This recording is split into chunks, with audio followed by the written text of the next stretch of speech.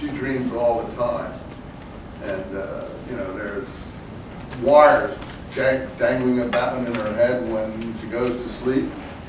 And the images are produced, and you know, she always tells me these dreams when she wakes up. They're always full of, what's the word, when you're worried about something. Not paranoia, but something like that. Anxiety. Huh? Anxiety. Yeah, anxiety. It's usually anxiety knocking around there sometimes. It's really great pleasure. Okay, I guess occasionally there's a pleasurable dream, but usually it's nightmare or anxiety.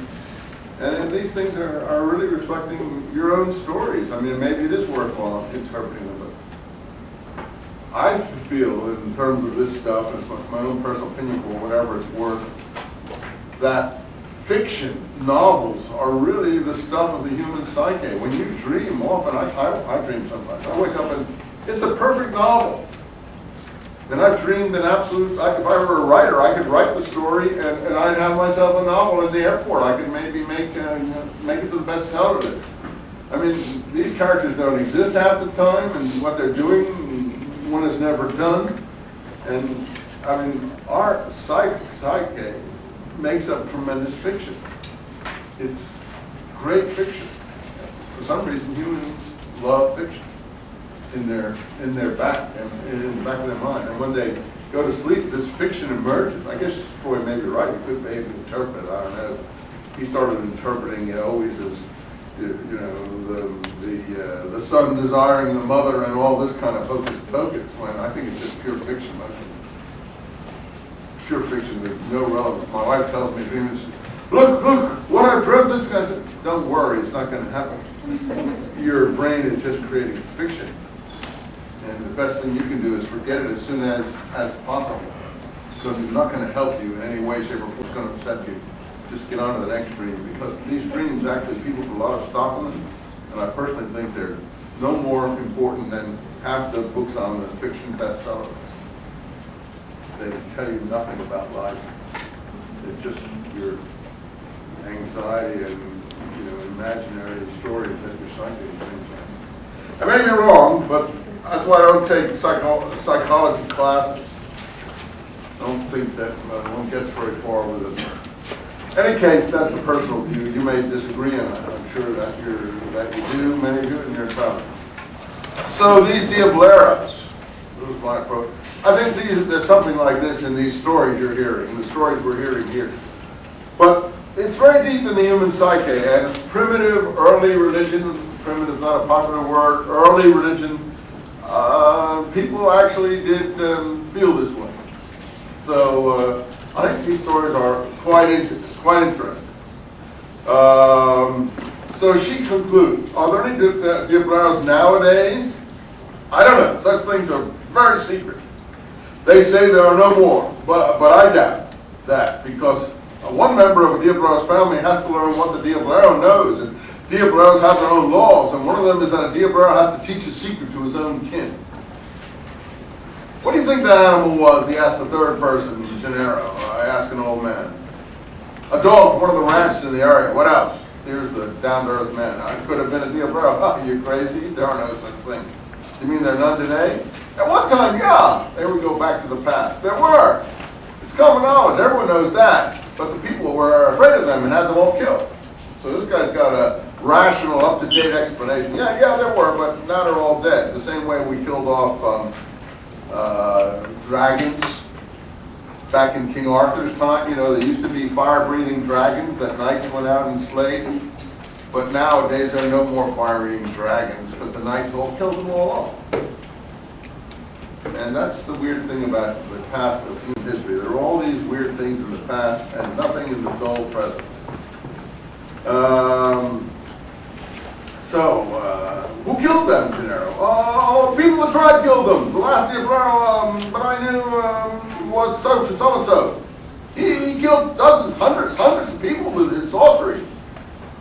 We couldn't put up with that, and the people got together and took him by surprise one night and burned him alive. Oh, here's the witch burning deal. How long ago was that? Oh, I think maybe 1942. Maybe 1942. Did you see it yourself? No, but people talk about it. They say there were no ashes left. Even the steak was made of fresh wood. All was left at the end was a huge pot of grease. These are pretty vivid stories. So anyway, Don Juan characterized his benefactor as a Diablera, but he wouldn't identify him. All he said is that he'd been born in the Southwest in 1891, that he spent nearly all his life in Mexico. In 1900, they were exiled with a lot of other Sonoran Indians, and lived in Mexico until 1940. I don't know, who's this he's talking about, himself or his teacher? Is he talking about himself or his teacher? I can't tell. His teacher? Or Don Juan? Yeah, it seems like he's talking about Don Juan. That's the weird thing. He seems to be talking about the teacher, and before you know it, you're talking about Don Juan. This seems to be Don Juan's life. Because don't forget, we meet Don Juan around 1960-something, in the mid-60s. And he says that whoever he's talking about here was born in 1891. So therefore, this would be like, he'd be around 70 years old at this time. Would Don Juan be about 70? Yeah, I think it probably is Don Juan we're talking about. See, and yeah, he says, I began to serve my apprenticeship with Don Juan in June 1961.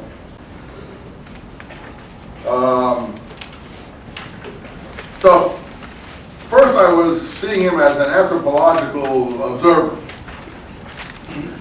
And these early conversations, I took notes, secretly that.